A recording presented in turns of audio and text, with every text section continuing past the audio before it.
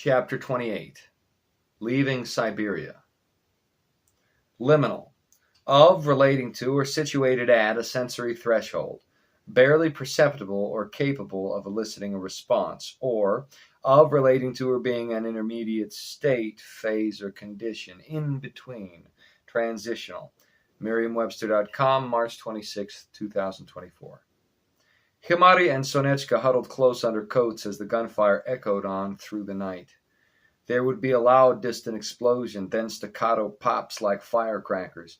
Occasionally there was a scream so loud you could hear it over the wind, but this was rare.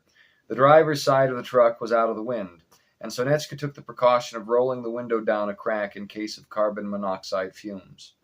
The snow came down hard. They tried to keep themselves entertained. Himari went through her Russian numbers all the way to 300. Sonechka learned the same in Japanese collaterally. They talked about Melor and mysterious Kaido as they could. Neither of the women were given a satisfactory explanation as to why Melor disappeared in the night. They were still somewhat in the dark about the fire, though Sonechka surmised it was a tactic to flush them out. It was all very liminal. The whole time they were between two places, where they were and where they were going. Sonechka reflected that all existence may just be this way, even if you found your safe harbor for a time. Mortality was that which made life liminal. Thoughts like these spirited her to sleep eventually. Meanwhile, Himari meditated on the great kind man and the images she saw in her previous dreams, and soon she saw them anew, as sleep took her for another tour of imagination. Snow kept falling, melting when it came into contact with the hood of the produce truck, whose engine continued to idle through the night. Everyone in or around that region of Russia were in the clutch of a very real blizzard now. This second wave of snow covered the rear bumper and stacked up around them. The exhaust kept a small area clear by dint of its heat, a canyon leaking smoke the only indicator there was a vehicle under all that white. The melted snow on the hood became ice, which then was a foundation for further snow despite the engine's heat. It just changed the melt rate and increased the size of the ice to over an inch atop the hood. By dawn, the truck was covered, snow on the ground coming to the driver's side window. Part of this was drift snow, but about half was accumulation. Only a sliver of sunlight shone through what uncovered glass remained, and half of that was the crack Sonechka opened. Since the truck was at an angle on the hillside down which it slipped, this indicated 8 or 9 feet of snow behind in the forest beyond. What woke Sonechka was the silence. The engine was dead. There would be no risk of carbon monoxide now. She rolled up the window. It must have died seconds or minutes ago. The cab was still warm enough. She bundled everything she could around herself and Himari. They had robust winter wear, but a full day like this could be dangerous indeed. She was unable to see out the windshield. It and the hood were covered. Out the sliver of window where she could see the sunlight, suddenly there was motion. Sonechka wiped sleep from her eyes and looked closer. At first they looked like snow-covered bushes waddling over the white, but when she was able to focus, she was able to see the Brotherhood of the Dragon's Tail, Sonechka whispered.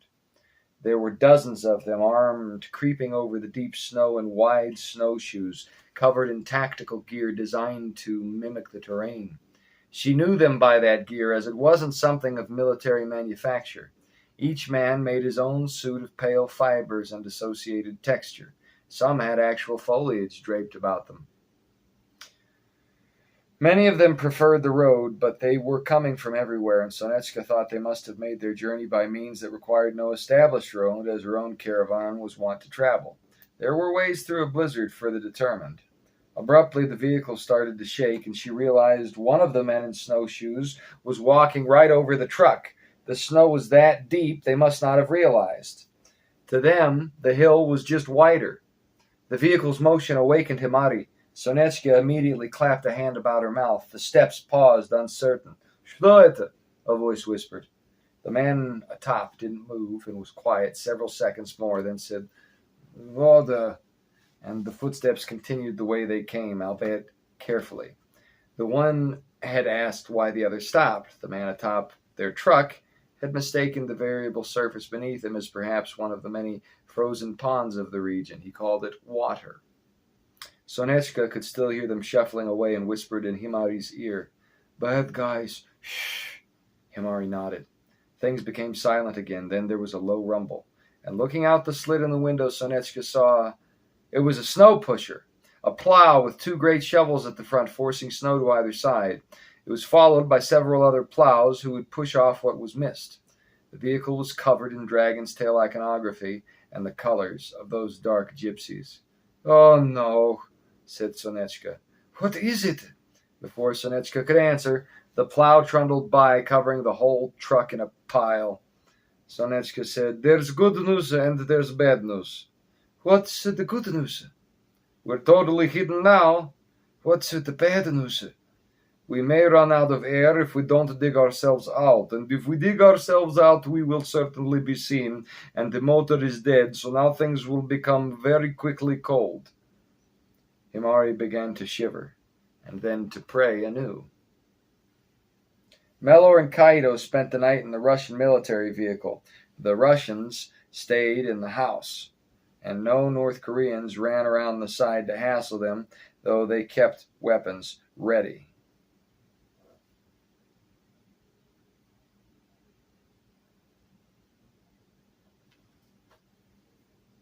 Those who occupied Errol's estate were stuck, as were those that attacked them. Then Kaido happened to notice something in the morning twilight. He nudged Mellor awake. Mellor followed where his finger pointed. High in the sky, few clouds remained. The storm had run its course, and piercing blue defined upper atmosphere, except where there were little spots of red. Mellor squinted, yawned, stretched, and squinted again. Then his eyes got wide. North Koreans, he said. What? Paratroopers. We need to move soon. The vehicle continued to idle. Mellor looked at the tank, half full. Then he looked out the window. The snow came up to that window. It was a miracle the engine's exhaust hadn't been covered entirely. Kaido said, There's no driving through this crap. If we make a run for it, we're going to get stuck in the snow. If we stay put, those North Koreans are going to land on us. We need to improvise snowshoes. Or, said Kaido, we can wake everybody up. How do you mean? Kaido pointed skyward. Target practice. Mellor followed his eyes, and his mind did the math. If they started shooting those guys down, everybody in the house would wake up. If they saw the gun shooting at the sky, they might perhaps look to the sky, where came the Koreans, delicately floating down on the clear morning air like communist flower petals. If the fire came from one of their own units, maybe they wouldn't look too close at those who were pulling the trigger before they followed suit. Mellor caught Kaido's eye. Well, this vehicle is armored. Kaido crawled to the center of the fortified truck and got his head around the gun. It was on a platform with a hydraulic lift that caused the roof to hitch back. Kaido found a helmet and a flak jacket. He found a few other items of this kind, which he threw to Mellor. Mellor put them on and checked the rifle, slowly rolling down a window. I'll cover the house. Kaido took a breath, then popped open the gun and started firing immediately at the sky. This had an effect on the house. Mellor saw several men coming to windows and prepared to fire. If they looked at him first, they held the stare too long for Mellor's money. He sprayed under the windows and they ducked back. Kaido managed to hit several targets, but then they started taking fire in the truck from those in the sky, identifying the threat. Kaido ducked back and brought the gun down with no small amount of snow. Bulletproof glass started to spider as impacts came from bullets shot by the Koreans. However, now Green Kolya and company were awake and realized what was happening. A radio began crackling in the Russian military vehicle, demanding they identify themselves and calling out potential names of who they could be. Mellor and Kaido paid this no mind.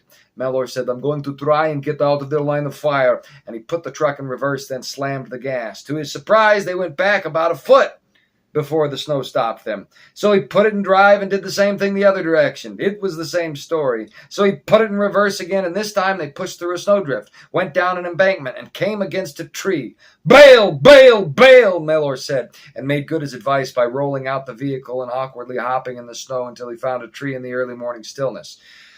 Kaido stayed in the truck as a line of fire kicked up snow in front. Mellor called out from behind the tree's trunk, I'll cover you!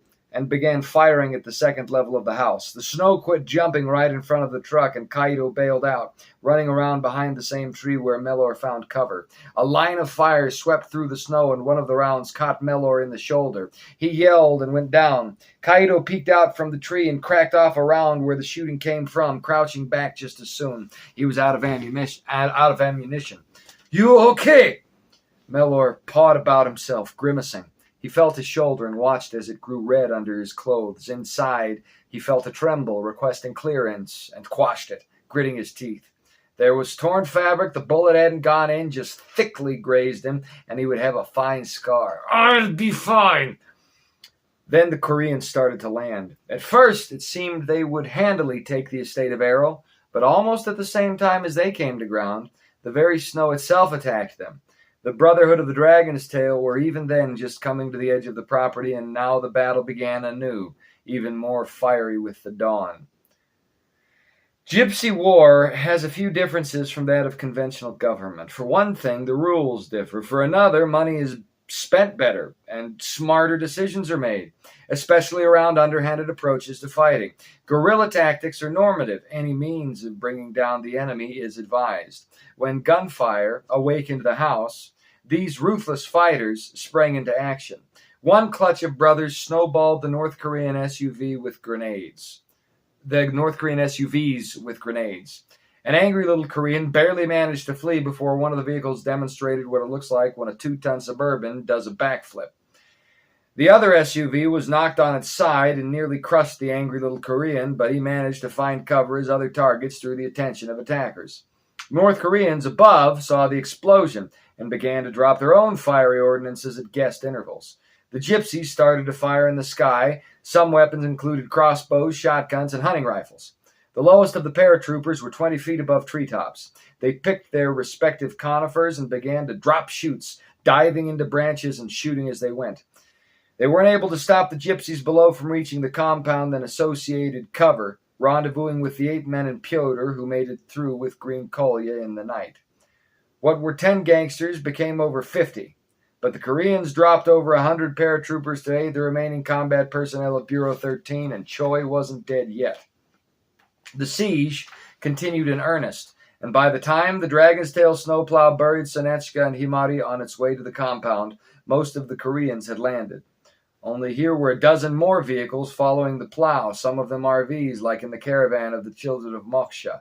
A hot battle raged over these new vehicles. The North Koreans ended up winning it, forcing dozens of Dragon's Tail men out. Green Kolya was informed of Mellor and Kaido, though not by name. He was only told 2 unknowns were in one of their war rigs and woke everybody. His predicament didn't allow him to investigate, though the information percolated through the back of his mind. Choi expected to intercept Russian Robert Hood and his Japanese spy in the deep taiga, ideally before his quarry ever made it so far north. Green Kolya expected his mischievous man Mellor to come to the cottage all on his own. So Choi followed Mellor and company, and Green Kolya preceded them. Neither dragon realized it raced not to its prey, but its foe. Both came on one another surprised, fighting valiantly, confusedly, without proper direction, and with no intention whatever of giving in. These dragons would fight to the death if something didn't interrupt them. Still, Choi and his men did manage to corral the majority of enemy combatants in the central building. They were subject to the elements, prompting some entrepreneurial spirit among them to set ablaze the forest. Green Kolya had several of his men remove segments of sheetrock and insulation, plugging the hole made by the railgun. Dragon's Tail brothers managed to protect remaining vehicles behind the compound, mostly because the snow hemmed them in.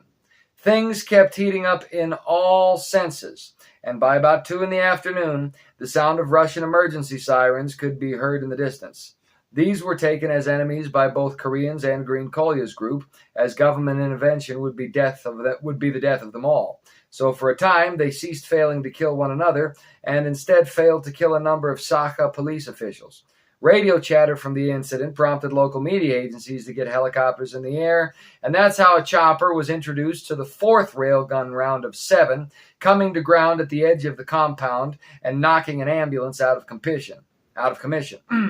But thankfully, no more aircraft came. By 3 p.m, Green Kolya was exploring escape options. The North Koreans fostered some sort of suicidal attitude. Apparently, none of them expected to make it out of this alive to begin with, and Russian response crews would have a military presence in the area soon. A 10-foot blizzard may just have passed through, but Siberia and its Sakha people in particular were no strangers to such circumstances. Fire eating up Errol's cottage was mitigated by snow, but only so much, and the flames never went all the way out. Pyotr, tripping and shell-shocked, was a loose-end. Green Kolya was considering how to retire, but the man had issues. But the man had uses. He prompted Iskantel to give emergency response personnel the wrong coordinates during the battle.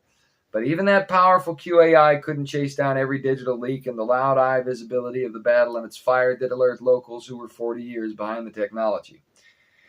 Maybe the storm muted out the exchange in the night, but in the daytime when the wind was done, their gunfire echoed miles through still trees. Older locals, who were herdsmen or forest dwellers that only relied on ancient Soviet infrastructure that by some fluke persisted, these sorts, immune to the internet, quickly notified the proper authorities. Green Kolya landed on an escape strategy. Decoy attacks would be made to draw the enemy's attention. The main party would retreat through the snow at the rear. Choi became suspicious when return fire only came from one portion of the house, and made several of his men begin a wide perimeter trek around to see if there were a retreat. News crews, fire trucks, ambulances, and police vehicles remained the other way, up the path from the smoldering gypsy plow, becoming an ever-increasing crowd. The downed helicopter only compounded the public's interest, and now the APB was out. A minor bureaucratic and journalistic migration was taking place countrywide, and they would soon converge on Errol's compound in what was Sestra Maya. Melor and Kaido, meanwhile, found a large tree and climbed up, keeping hidden and looking for any opportunity to retrieve Ricky and Errol, or otherwise extract themselves safely. Melor had crudely wrapped cloth ripped from one of the mercenaries' jackets, tied about his upper arm, where was the flesh wound. Their adrenaline kept them alert and ready, but the cold was sinking icy fingers in, and it seemed to be worsening. Both men were getting desperate to find a way out, and they knew somehow that meant Ricky, who knew all about the portals. It was that or chancing bottomless snows across Siberia for miles. Either way, they would have to circle back for Himari and Sonetchka, and that path was strictly blocked by violence at the moment. Finding the fate of Ricky and the man he was handcuffed to seemed their only reasonable plan of action. They thought they saw an opportunity when Green Kolya and his gypsies started to make a secret retreat, shoveling out from behind vehicles in the rear, preparing for something. But then about 20 camouflaged Koreans put the brakes on that idea and forced them all back into the building. In the distance, bullhorns from emergency personnel reverberated through the woods. Now the blue of the sky was beginning to be replaced with cloud cover. A third wave of storm was on its way. That's when things got interesting. There was a particular college in the middle of Iowa Ethan knew about. This institution always maintained the best internet, and Ethan maintained a strong back door into their system, a viable alibi, and a nearby shift point, all of which he used. He made his way into the college's all-night library, found a private room, locked the door, pulled the shades, and got his system up, AR goggles on. He felt drunk as the energy drink and increasing fatigue from shifting battled it out inside. Still, he was on time. As he predicted in Morse code, 2 hours elapsed since he was in contact with Errol and Ricky. When he backdoored into the Utah server array from the Iowa ISP he harnessed, half the feeds to the surveillance cameras of Errol's compound were down. He found one and was able to ascertain a notable battle was in process, but he couldn't find Errol or Ricky.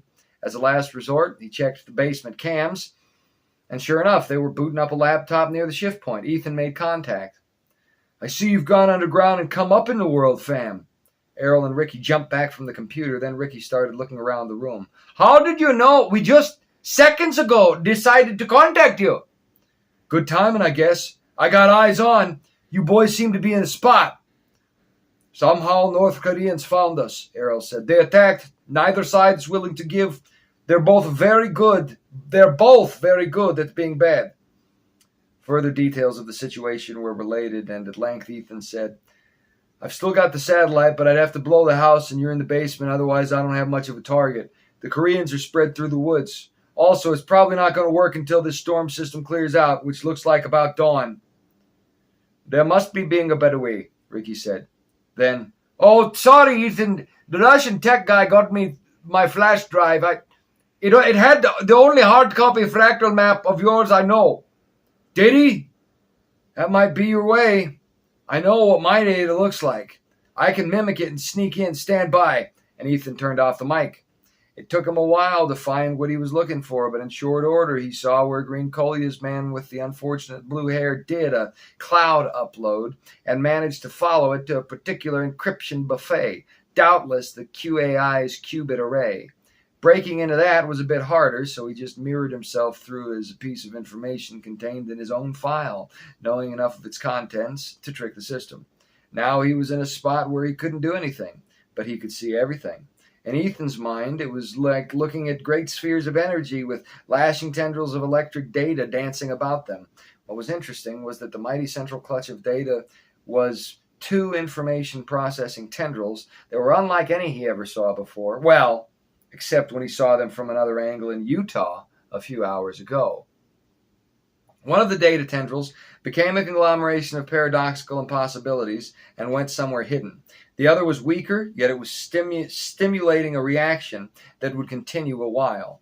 He managed to source surveillance footage of the qubit array, and where the source of the second paradoxical energy was, something akin to a grain of sand encapsulating an ocean of data, he saw, well, it looked like a cat plugged into a computer. The hell? Ethan wondered. He couldn't dwell on the mystery. What he found the QAI doing was generating communication static all over the Sakha region where was Yakutsk, Maya, and the compound of Sestra Maya. It was calling in false reports to keep the cops jumping, false fires, medical emergencies, and the like. It was contacting media groups and sending them all sorts of wild information. Meanwhile, it was spreading a scattershot array of intertwined nonsense across diverse social media outlets, and it had a botnet 1,000 strong perpetuating each false thread. It was generating false imagery and video to complement its narratives.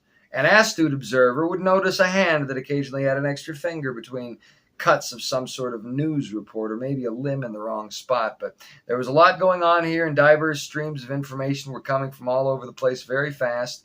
An average user would be overwhelmed. There was this flaw in the QAI's strategy, though. It was very early in the morning where these things were going on, so the AI wasn't getting the interaction it desired, prompting it to start employing the same tactics across different time zones. There would be some wild viral internet trends for a while, but it would have no bearing directly on the situation outside Yakutsk. Ethan chuckled to himself. What's it think it's doing? Then he noticed something else. It was like a wolf in sheep's clothing. It was a stream of data arcing across the comprehensive sphere, only it had a different flavor, a different attitude, a different direction, and then it was gone. Ethan followed it and found it was the tale of a dragon based in North Korea.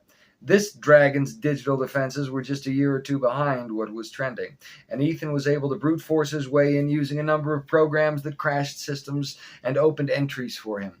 This time, the sphere of energy kept the dragon veneer, but it also had that weird clutch of information extending to another dimension, and the compacted data that revealed greater processing than should have been possible. So Ethan searched for surveillance and found it, though it wasn't so clear and colorful as the Russian camera.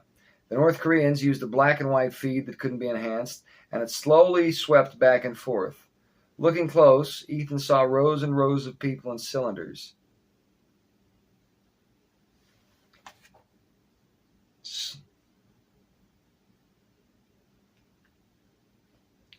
Wasn't so clear and colorful as the Russian camera.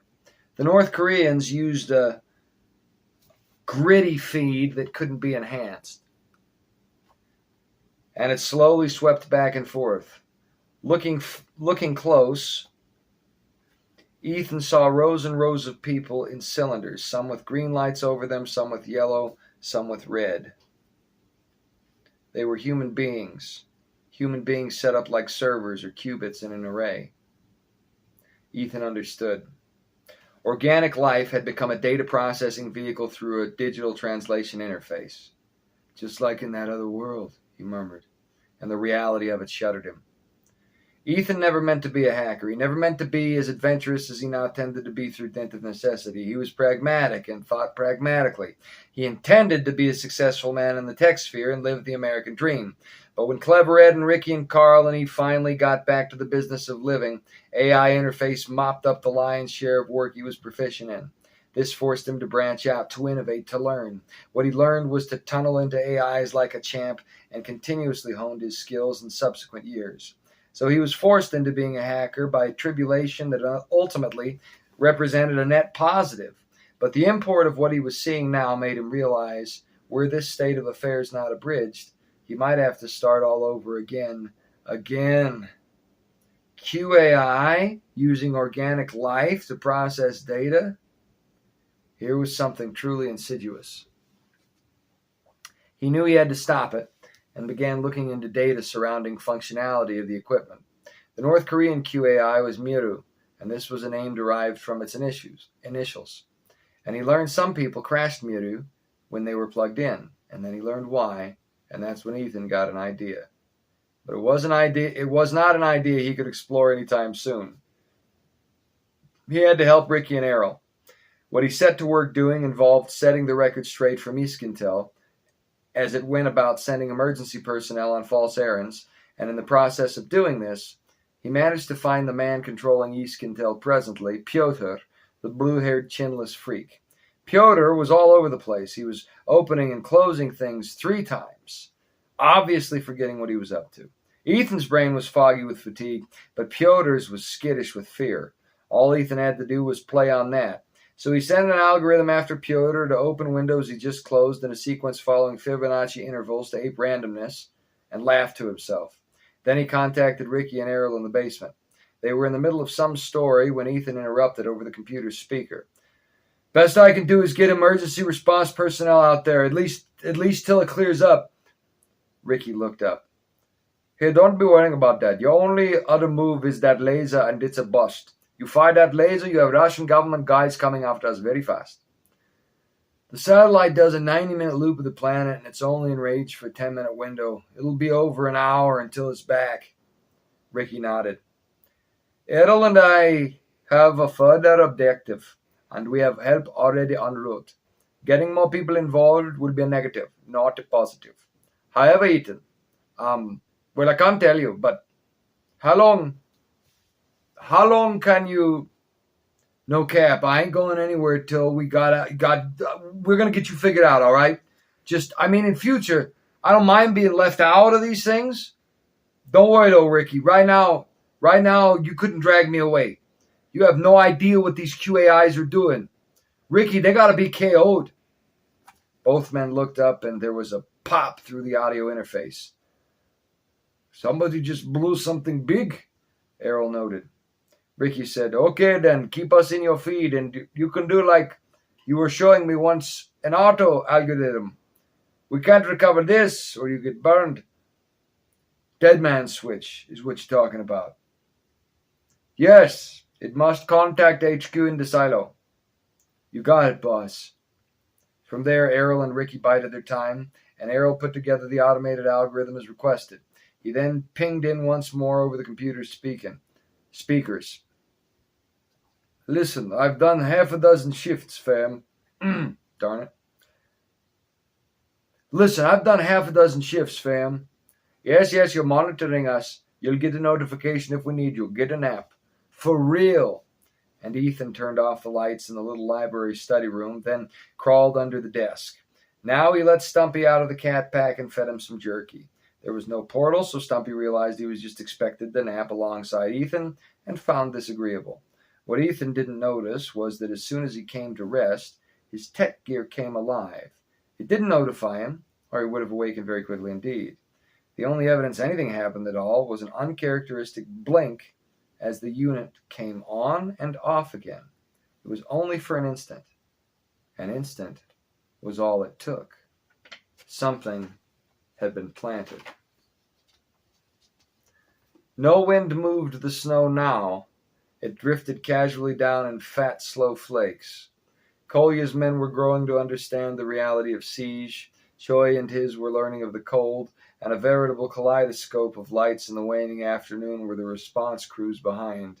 Bullhorns yelled, "Lay down your weapons! Cease aggression! Military units are on the way! Military units are on the way!" Messages of this kind cycled on repeat, underscored by occasional blasts and the odd shouted exclamation. Sonetchka had observed the change in people that came with the day, and when she started to see the response personnel come up the road, for they ended up making their own camp at the hill itself, given its view and feasibly safe distance, she roused Himari, and they began to dig their way out of the driver's side window of the vehicle. Sonetchka called for help, and soon they were able to warm themselves in the cabin of an old ambulance. No vehicles were allowed further down the road toward the compound owing to several lethal mishaps that occurred earlier in the day. Emergency personnel offered to have transportation back to Maya acquired for them, but Sonetchka wove a tale of a husband lost in the fighting. She let on that Himari was their daughter, and given Sonetchka's all-undivided features, the narrative was accepted. The man in the ambulance was young and wide-eyed, and seeing that both ladies were safe and relatively sound, agreed to allow them to stay, unless, of course, something changed in the present status of things. Sonetchka certainly played feminine tricks to help encourage this outcome. Himari copied her to ill effect. At any rate, they had a place for the moment. They wouldn't freeze to death. About the time Sonetchka and Himari finally warmed in that waning afternoon, just for a bit, like an incidental wave, there was almost total silence. In the center of the compound, a low noise broke the still. A shock wave rustled snow, pushing aside dancing flakes with hidden force and leaving them to spiral out. A magenta fissure in space and time became an ellipse wider than the room where it began, and at first Green Kolya's men thought an airplane crashed into the structure. Whatever terror now came, it hit hard enough instinct prompted all, gangster and gypsy, to scatter fast.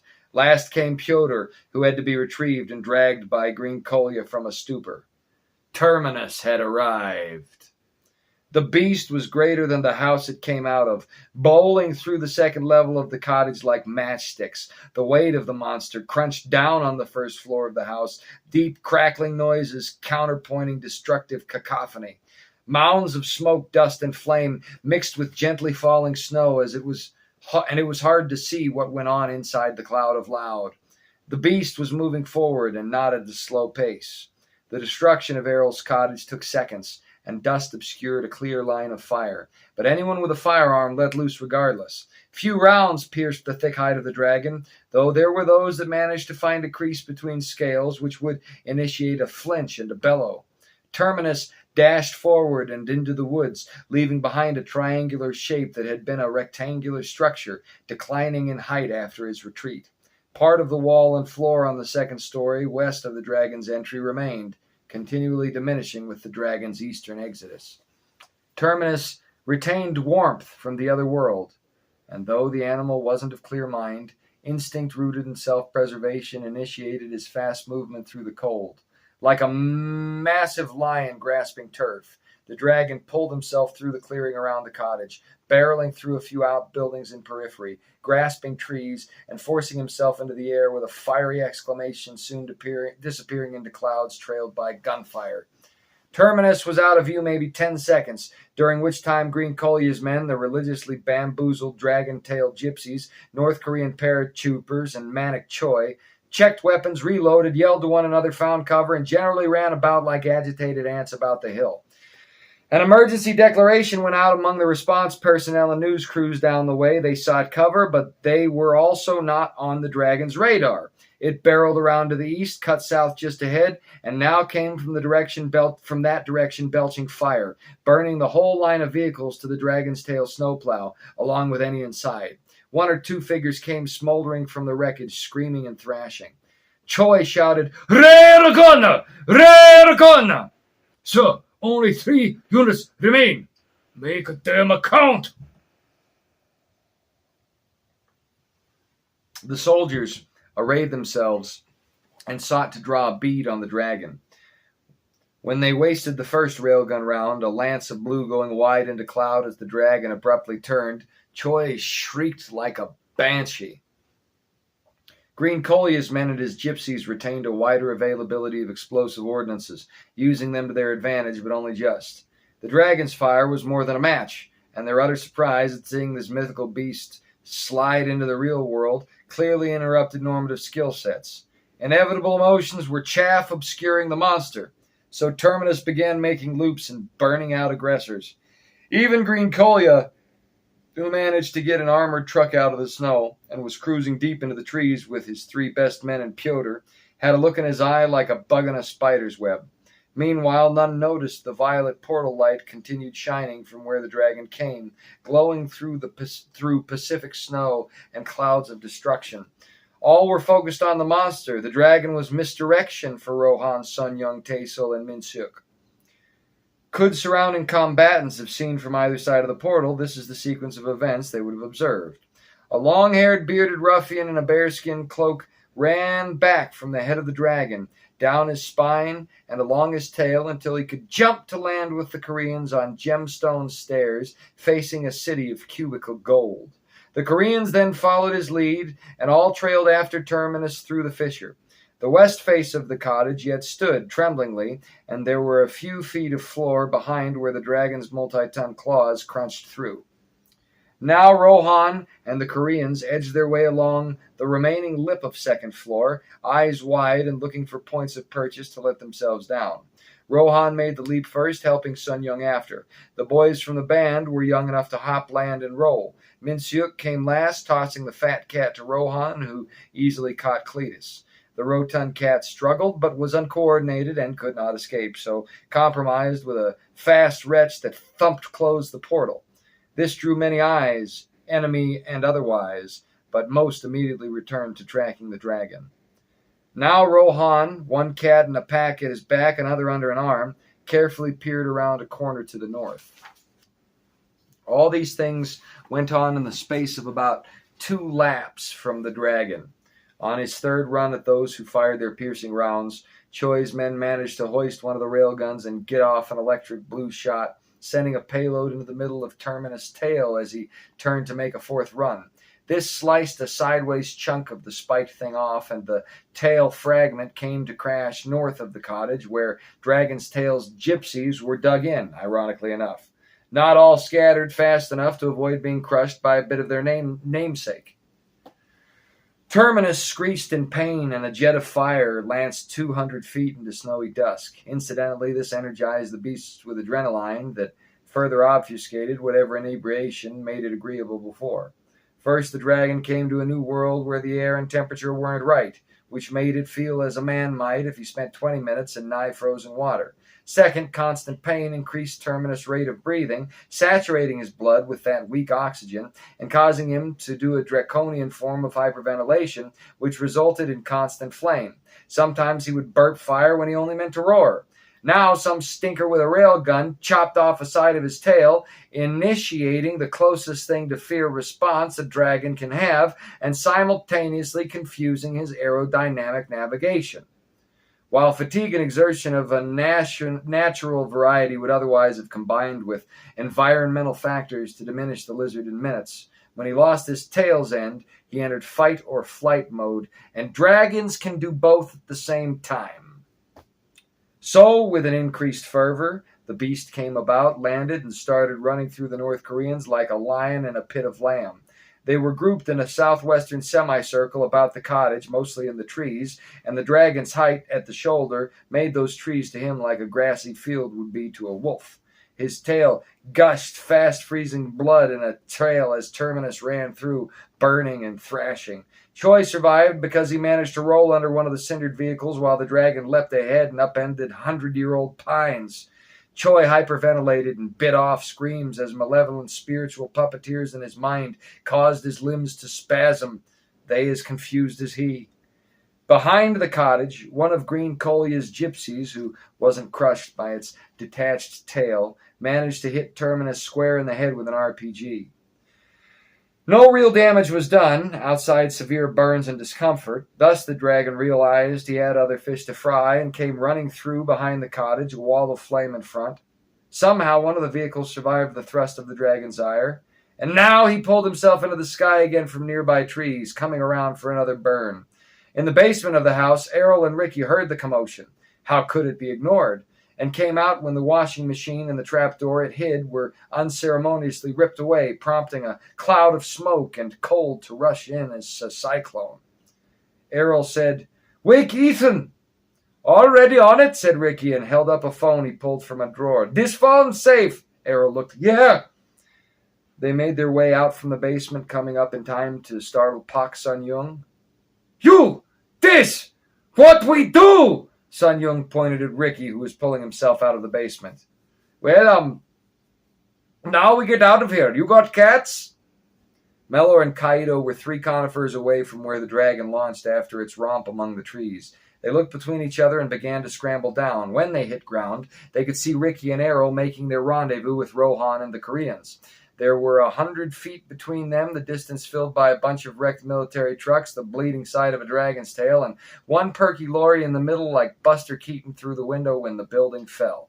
Green Kolya's men had fallen back westward, as had the North Koreans.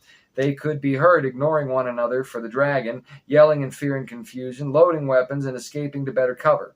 The dragon's romp opened up a wide area, enough that the snow no longer fell straight, but had begun a tilt as wind previously restrained by firs now rushed into the gap. Mellor said, "Let's risk it," and Kaido didn't argue. They sprinted, guns out, and did hear 1 or 2 shouts, but by the time shots followed, both managed to roll into the remains of the cottage with Errol, Ricky, Rohan, and the men from Seoul. As soon as they had their backs to a crumbling wall, Ricky said, "Yo!" and gave Kaido a sandwich made of knuckles that dropped him. "Why?" Mellor was breathing hard, but remembered his English. "Why you do that?" "This sushi-slurping stinker shot me." "I didn't know!" Kaido barked out angrily, spitting blood. There was a sound of hot wind, and all 8 of them ducked, bridging conversation and scrambling into the basement. Ricky said, "Well, the gang's all here. There's a portal 2 rooms over."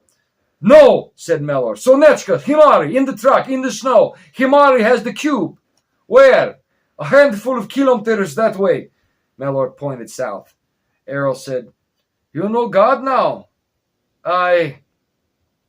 Mellor blinked. That urgent plea to God he made for the first time in his life with conscious intent, rather than through some spiritual emotion. He realized that it was a prayer about Himari. And he found her, didn't he? Almost immediately. She was bound and gagged in the SUV of Choi. Then there was their escape. It came to his mind his prayer was answered, and so now he was under his own oath. Until that instant, the reality had not come home. Mellor's eyes took on a new look when he found Errol's again. "Yes, I do." Ricky helped Kaido up from the ground. "Sorry for the cheap shot. I reacted." "One shot, twice shy. I've heard their song." Errol put a hand on Kaido's shoulder. "And you've had your come to Jesus moment." "No." Kaido wiped his nose. "Please, I need... Look, he just hit me." "Shit," said Ricky. "Not very Christian," said Kaido. Ricky shook his head. "That's not how it works." Okay, Rohan. "Shit again. We don't have the map. They took my map. I don't know an exit point." Pak Sun-young said, "We keep this," and handed the paper maps they themselves had used, torn up though they were from their round trip through Canada to North Dakota and back. Ricky looked at the printed maps closely. They only had a limited array of shift points in case they came into the wrong hands. He sighed. "We can't use the shift point upstairs. We'd get shot. Man, I've got exits on this sheet, but the closest entry... maybe in Yakutsk or the river. Damn it. We need to hone it in. And that Piotr stole my flash drive." "Flash drive?" Kaido was holding one up suddenly. Ricky said, "See, that's how it works." "How what works?" "The God thing, my friend. Where did you get that?" "America, in a ranch house," Kaido elaborated. Now his eyes had quit watering from the punch. "This is a copy, South Dakota, near a town. Aberdeen? Where I met a clever Ed." "Aberdeen," Ricky corrected and looked amazed. He took the drive and quickly went to the basement's laptop. Ricky swore for a third time when the flash drive locked him out. An explosion shook the premises, and they heard the distant thudding steps of the dragon, cries, and that roaring sound of fire.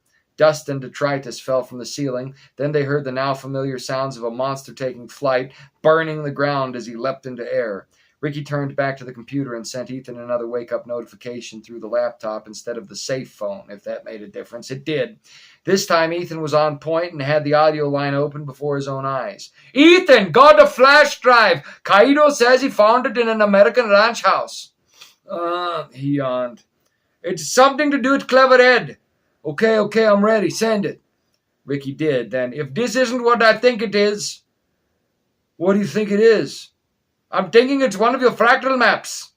"Why?" "Because we are needing it, and God is in the habit of giving us just what we need when we are needing it, and if it is not that, Ethan, do you have another copy you could send me?" "Of course I don't have another copy, fam. We gotta guard that intel. It ain't mean bait. You know the kind of people we deal with." "Well, should I send this?" "It's encrypted," said Ethan. "I mean, probably not, but I can break it, and then, hell, I can do a remote reformatting of his drive so you can access it on your own. Then a back scrub to hide my tracks. If it is what you think it is. Wait a sec, I gotta make it so that little laptop of yours can send an encrypted file, then... Hold up, give me 2 minutes." Somebody screamed outside, and a tree came crashing down into the far room of the basement, having pierced the structure. It was on fire. Ricky ran and looked up the stairs. The dragon was flying off and had writhing limbs dangling out his mouth. Now he had learned the things shooting him were tasty, too. How had those Koreans and mobster gypsies not begun their retreat? "Hurry, Ethan!" Ricky yelled. He started to pace. "Plan?" Mellor asked. We have an entry, but no exits on the maps. It's risky. Kaido can't come." Let me think. "Let me think instead," said Kaido. "I take the laptop or phone with the map and flash drive. You go through whatever portal.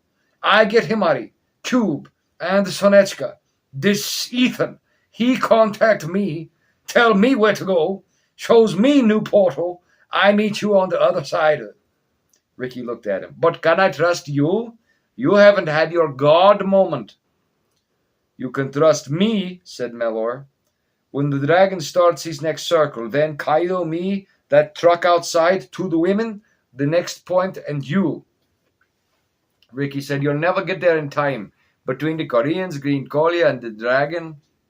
Arrow was quiet a while. Finally he said, What about the self-destruct?"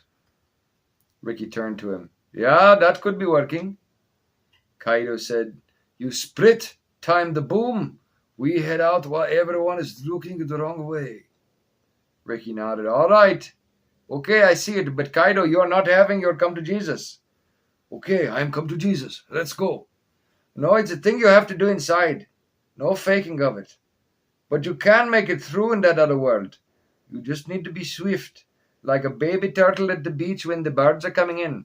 To exfiltrate North Korean refugees, we are doing fast transits all the time. The thing is, you mess up, you are worse than dead in that place. Are you understanding me?" He sent a text message on the phone to Ethan, then handed the device to Mellor. "You called, not Kaido. Here is the number." "Don't worry about it, guys. I already sent it." This was Ethan on the phone. Apparently he could use it at leisure, whether or not anyone placed a call. He continued, "There's an encrypted PDF on that device now. The gold and green line of fissures are your post-exit contact routes. Your closest exit point is about 20 miles west on the river, right in the ice highway, but there are safer ones inland. As to that flash drive, it's a copy of my laptop back when I first found the map, which is wild. It's like 6 or 7 years old. Only one cat could have pulled a rabbit out of a hat like that, Jack. Steve Gates or his doppelganger. I backtracked through the laptop. Whoever had the original drive, it ought to work too. Now, be careful with it. I think I might incidentally send an operating system cruncher virus. I do that to cover myself. It's like a flinch, no cap. I'll just copy, paste, exit, and forget I did it. Like saving a file, you know? Only I'm covering my back. So I don't want you all to get caught off guard once this is over. Ricky or Kaido or whoever, you end up digging around inside that old drive, do not do it on your own. It'll bust your whole system. Let me be your guide. You don't. I'm telling you. It will wipe out your OS. Kaido retrieved the flash drive, smiled, and stuck it in his pocket. Mellor said to the phone, "Thank you, Ethan. I'm Mellor. Glad to meet you. I call if any trouble." They all took a moment to look at the map on the phone. Ricky took brief notes. It showed all points identified under a green column that were readily adjacent and excluded those in air, water, or ground in a red column. Those that were Ethan's projected path also had a gold line linking them where they were represented on an adjacent map. What he had done was show multiple ways to reconnect to the same destination from the world between worlds. The simplest was the rift on the river, as it was nearest and only required one jump to the rendezvous point, but he had provided alternatives. It's either the river door, or we grab the girls, then drive them back into the melee here and climb the walls. But we can't. We're going to have to blow the place. So, the river door, said Mellor. However you get them, you're going to be chased. Once you go, you're going to have to keep going. Ricky was cut off by a cacophony, and another tree crushed into the basement from the madness without. We better go. He explained it all to Rohan in the broken way he was able to. Rohan asked, What of Terminus? I don't... What? Will he be left to die? What do you think? You have a big plan to tame Dragonback? A logical point, Rohan nodded, then sighed, and worked his left arm where that old injury was particularly noticeable of late. He had a brief thought of taming the beast himself, as in the old days, but knew it was too great a gamble. Well, he said, and placed White Paw before the shift point of the basement. As it opened, someone put fat Cletus in Kaido's hands with a bag of beef jerky. Ricky said, He's the easiest. He's like retarded. You get inside 50 feet of the portal, you give him the jerky, he looks where the portal is, it open big, you can drive right through. And you'll have to, because Kaido, the demons are being very, very hungry for your dirty, dirty soul. You will need to bounce out within a minute. We will get it done, Kaido nodded. Time to pray, Kaido, Ricky said, and then bowed briefly and turned to the portal. He, Rohan, Pak Sun Young Tae-sil, and Min Suk stepped through. Errol flipped the cover of a switch opened by the computer station, turned a key, and a little digital display began a 2-minute countdown. Errol turned to them, seeming a bit emotional. I loved this place. I built it, you know. All little corridors and rooms and decor. But everything is a season. Good luck, Mellor. And Kaido. He nodded to each, then stepped through the portal. Mellor and Kaido met one another's eyes, nodded, and sprinted to the exit of the basement. They waited a stressful 30 seconds until there was Terminus, growling at the men in the woods, belching fire. He was starting to look tired. He let out flame and made a turn, now disappearing east in the endless snow. No, said Kaido, and they dashed through the cold, straight to the vehicle where it idled, miraculously undamaged. They were able to jump in, strap their belts, and throw it in drive before anyone noticed. The cat Cletus made a hilarious yodeling sound as Mellor underarmed him like a football in the sprint. The previous evening's deep snow was considerably reorganized from the ongoing battle. Somehow, a full tree had been thrown across the front lot of the compound, and it left a 15-foot wide trail they were able to get purchase in, headed straight south, and about parallel to the line of vehicles smoldering behind the Dragon's Tail plow. There was a lot of ice as heat melted snow and it refroze. Mellor was behind the wheel while Kaido navigated.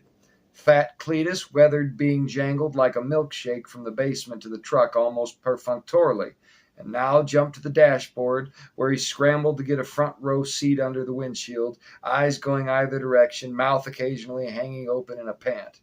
They slid into the trench behind the smoldering gypsy trailers.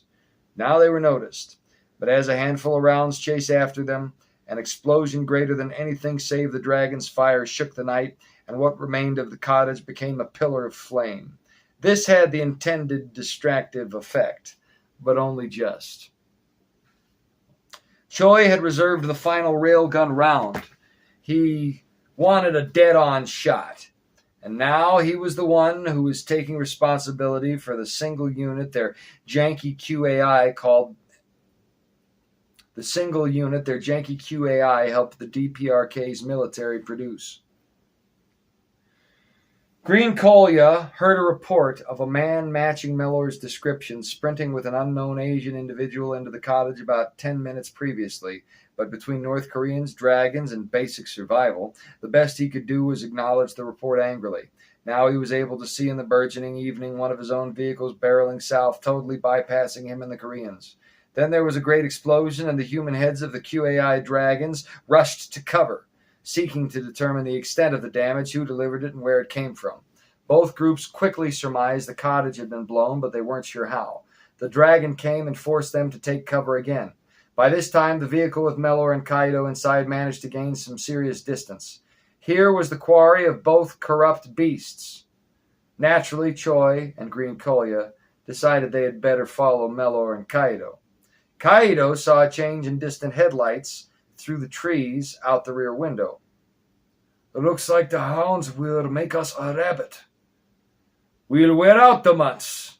They crossed the space to the rise where the produce truck was lost, and Mellor notched the armored vehicle in park, letting it slide while he jumped out to see the truck was half dug out.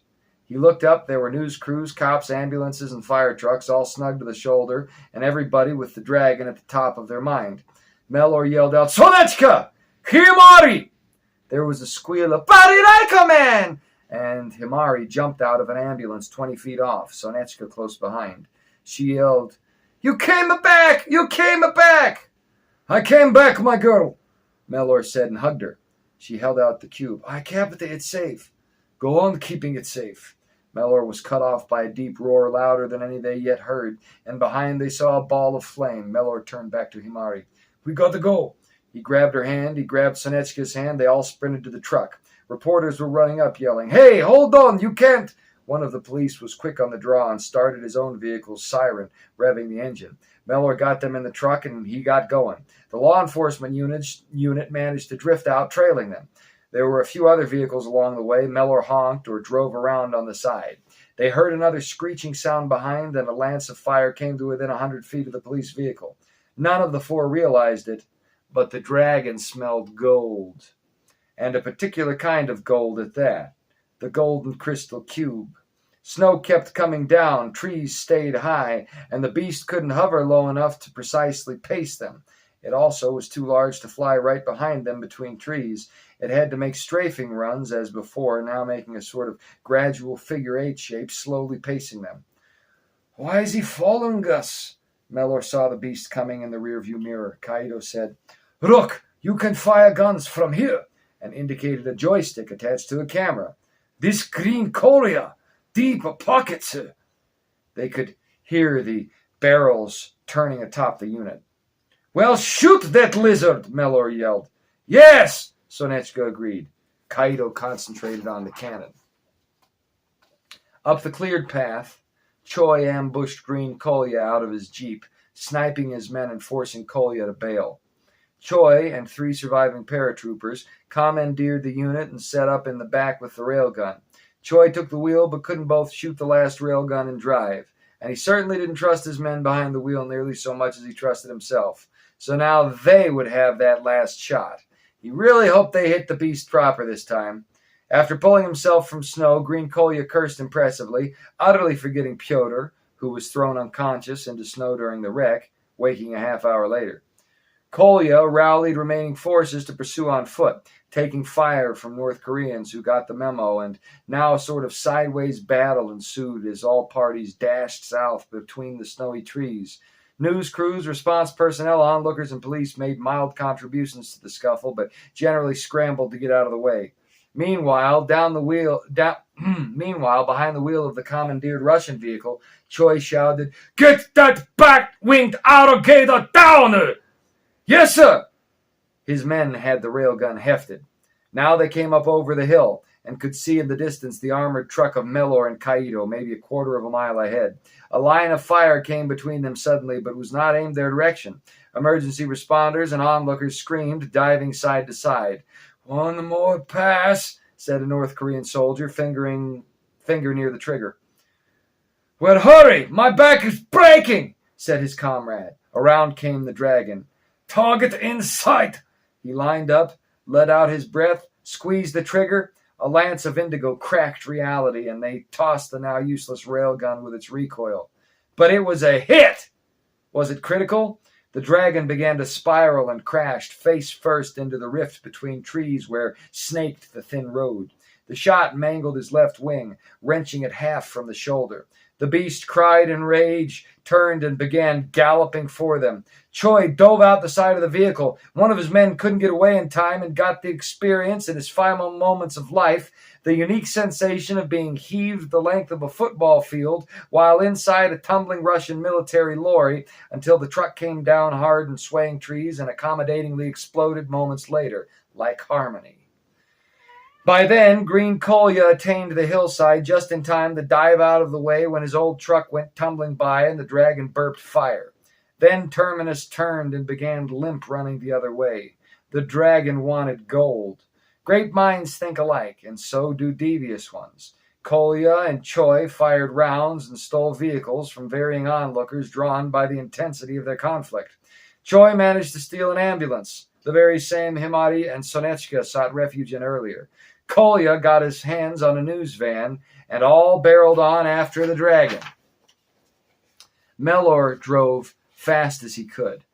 They fishtailed out onto the main road the dirt path started from in Maya. They were out of the forest, but they weren't out of the woods. Kaido said, "That dragon's less than a kilometer back." "I'm getting all I can out of this thing." Mellor swerved around an old van. Behind, the siren of a lone police vehicle chasing them came straight out of the woods and didn't turn, followed immediately after by the dragon, who screeched across the road like a cat on a linoleum floor, sending a headache to 3 local insurance companies when it blew up 2 gas stations and a parts shop. Any and all traffic immediately crashed into the most readily available shoulder. It was just after rush hour, so there were about a dozen vehicles every couple blocks around Maya. Mellor raced ahead.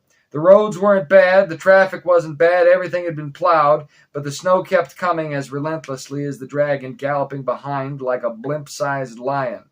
Sonechka yelled, "Mellor, he's gaining!" Yeah. Mellor took a left down a residential street, floored it, then took a right and did the same. They would have to outmaneuver the dragon. This worked well. Terminus slid right past, had to scramble back around, and by the time he regained them, they had made a right turn, and then one more right just when the beast noticed, and a left back on the previous road, causing the dragon to slip and slide half a dozen times before it managed to get out behind again. Mellor handed Kaido the phone. "How far?" "This fast, 15 minutes to the shift point." "Go faster!" Mellor handed Kaido the phone. "How far?" "This fast, 15 minutes to the shift point." "Go fast about it like a man." Mellor glanced back at Himari and smiled. "I am the Balamaika man, you are right." Okay, let me do that whole thing again. Sorry, y'all. It's been an hour, all right? Mellor handed Kaido the phone. "How far?"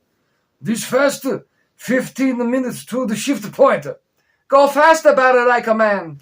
Mellor glanced back at Himari and smiled. "I am the Bella like a man. You are right. I just didn't know. I'm sorry. I'll make it right. I promise." He caught Sonechka's eye in the mirror. "You dream anything about this?" "I think it may be the third dragon, but it isn't black." Her eyes were wide, and she was gripping in a panic. She was gripping a panic handle on the door with one hand, the gun Mellor gave her in the other. "Uh-oh," said Kaido. "What is it?"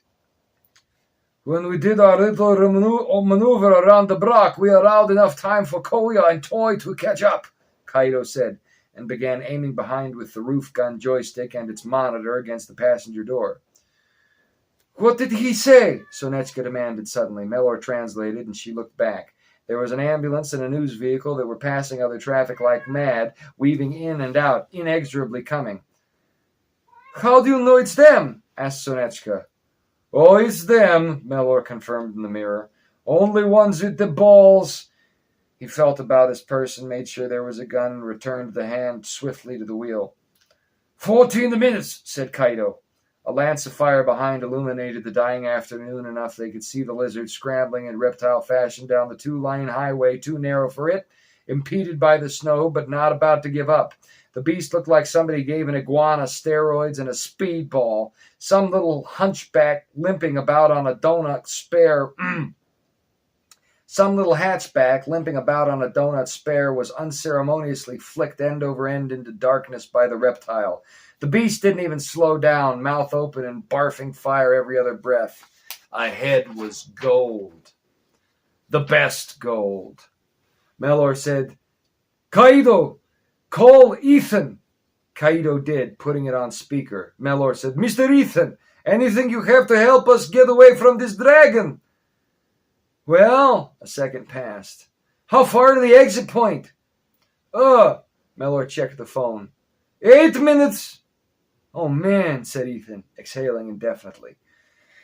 "All right, we can just make it work. The cloud cover is blocking me, but you got 6 minutes exactly, then the satellite is in range, and there's a microclimate on the river. I can see it on my feed. It's breaking the storm enough I can get a shot.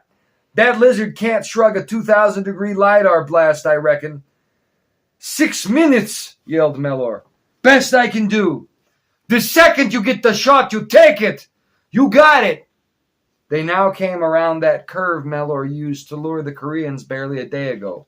Occasional gunfire impacted the back of the truck, but it was well armored. Still, Himari and Sonetsuka kept low in the extended cab. It was hard for their pursuers to get a shot off. Right now, the news van and the ambulance were neck and neck.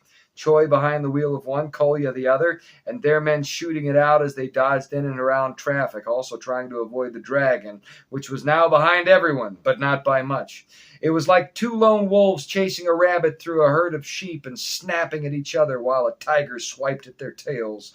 But the tiger was gaining and the wolves were gaining, and though the rabbit was agile and clever, it wouldn't be able to hold out long. It needed the safety of its burrow.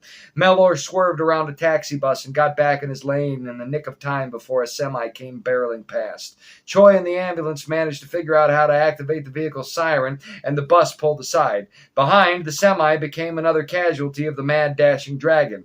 Green Kolya was forced to keep right behind the ambulance and the news van, but now his men leaned out trying to blow its tires. Kaido had the Top Gun adjusted proper by then and took several carefully placed shots. He was able to cause Choi to swerve and slam brakes He was able to cause Choi to swerve and slam brakes when a round broke right through the middle of his windshield, spidering it almost opaque. Suddenly, the pavement gave way to dirt, and in seconds they were trundling across the ice highway. Here, the wind hit harder, causing all three vehicles to drift slightly before drivers realized and compensated. Ethan's voice suddenly came out the phone. "All right, boys, you got the cat ready?" "He's been on the dash like some idiot the whole time," Mellor yelled back. Kaido scrambled for beef jerky, looking at the phone. 300 feet, he said. "Feed that cat meat," yelled Ethan. Kaido did so. The radius around their destination point on the phone's map app contracted. 250 feet. Cletus chewed. 200 feet. Cletus chewed some more. 150 feet. Cletus began to purr in appreciation. 100. The fat cat's wall-eyed perspective became a satisfied feline squint. 50 feet. Cletus licked his lips, and a spectacle of mountains, rivers, and valleys materialized in an arched vista 40 feet wide right in front of them. The cat's eyes abandoned their squint, widened out, and his mouth gargled open. Now he rose on hind legs and grasped at the windshield with forepaws, appearing all the world like some feline mage summoning madness. "Heads up!" yelled Ethan, and the world became green death. Lasers have an interesting relationship with ice and snow. Ice distributes the light of the laser and reduces its power, but as a result, the light fills the ice. Imagine a fiber optic cable the width of a mile-wide river, stretching north and south as far as the eye can see. The whole river became green like an emerald on fire, holding that color a full second before the ice in the 50-foot diameter of the beam's point was punched through and the laser hit ground. Water becomes steam instantly at a temperature slightly above 200 degrees Fahrenheit. 10 times that temperature immediately turned the water directly beneath the ice into steam as the beam bounced against the dark river bottom and instantly liquefied dirt, continuing in this way for 4 additional seconds. The result was a compounding explosion that kicked river ice in chunks like parking lots hundreds of feet into the air and sent a stress fracture 30 miles either direction, immediately destroying the ice highway. For a split second, there was a mountain of green water, ice, laser, and fire. Then the shockwave bowed out faster than the speed of perception, and the whole river came alive in fire. But the shot came too late. Choi and Green Collier in their ambulance and news van had followed, and were close enough behind Mellor in his military truck that they zipped through the portal on his heels, and the dragon came after, all of them tumbling out in a wide plain lapping against mountains in the world perpetually under dawn. Mellor was savvy enough to swerve to his right immediately, and this saved them, as on the heels of the dragon came a tidal wave of ice, snow, water, and steam like a geyser, utterly inundating the other vehicles and washing away the dragon. They barely managed to cruise forward in the valley fast enough to avoid being swept away. It was like somebody broke a dam.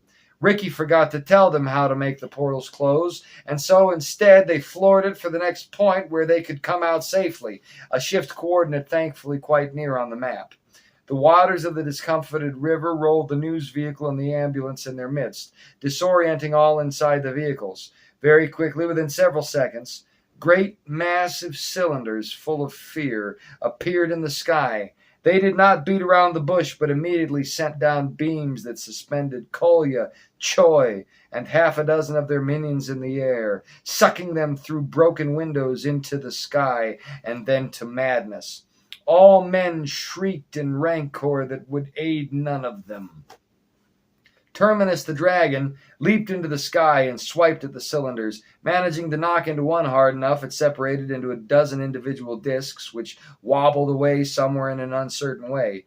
The other ship made a wide evasive maneuver. Terminus spit fire, angry, but then apparently he remembered the gold Himari held, and turned, slipping through the runoff of the portal that kept slopping in, albeit slower as the force of the explosion abated.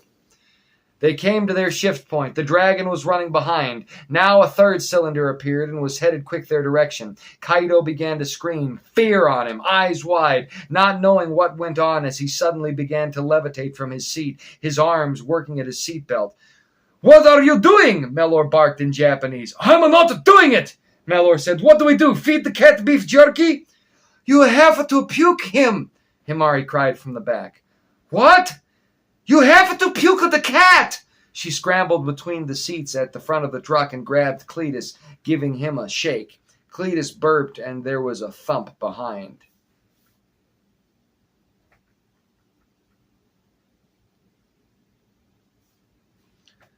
Himari scrambled between the seats at the front and grabbed Cletus, giving him a shake. Cletus burped, and there was a thump behind. "Get him to eat! Get him to eat!" Himari yelled. The dragon's footfalls were shaking the earth. Sonechka managed to feed the cat, and now a view on a pristine autumn beach right out of a romantic comedy opened up. Ethan floored it, and they drove through. "Shake him again!" Kaido yelled, falling back to the passenger seat. Himari did, and the portal slammed shut as the tip of a lick of flame spiraled out. Mellor wrenched the truck into park and slumped over the steering wheel with a high-pitched sigh of relief, nearly leaping out of his body when Ricky, sitting just to the left of the portal at a picnic table under shade, said, "Took your time, didn't you?" Back at the western Yakut's bank of ice road, a line of tanks began to reverse. They had been awaiting approval of structural stability to cross the river and lend assistance at the site of an unknown attack. As after images from the weaponized LiDAR beam reflected in the eyes of the soldiers, and the maelstrom from its impact subsided, officers and leadership began to realize the situation had evolved. Then there was a blazing ball of fire that came down from the sky, impacting hard in the center of the river, right where the laser punched its hole. The satellite responsible for the beam itself. Now it was no more.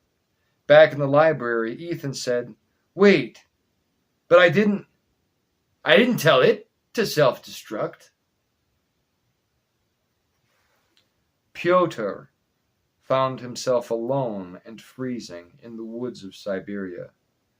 He crawled from behind what wreckage had been his cover, and scrambled to the shaken locals at the edge of the battleground.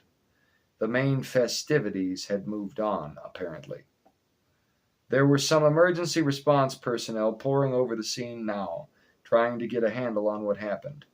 When they spoke to him, he made a show of desperation, and they pointed him to help. He avoided it. His AR headset was lost, so he had his chinless face and stringy blue hair under a hat and scarf. It was too risky to be seen. He was a mild celebrity, after all. Now was not the time to bathe in the glory of recognition from strangers. The walk was long, but Pyotr was clever enough to overcome this unexpected obstacle, and fear was a powerful stimulant in his case. He soon disappeared into Maya.